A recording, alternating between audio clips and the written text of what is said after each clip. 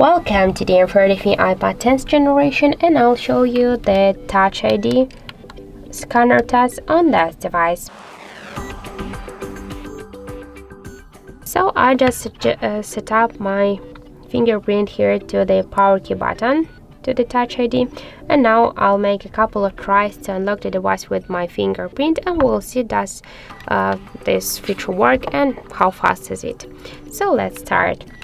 Just to do that, we should with a simple touch unlock the device, but we can see that we should rest it to open. So just simply touch it and then rest to open. Also, we can make it by another way. Just first slide it and then touch the fingerprint scanner, and now our device automatically is just open the home screen. So by this way, let's try it one more time, just by touch and rest it.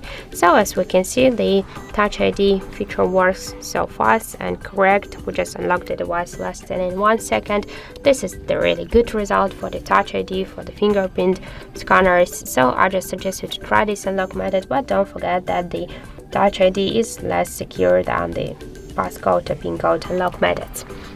So that's it. Thank you for watching, and if you find this video helpful, don't forget to leave a like, comment and to subscribe our channel.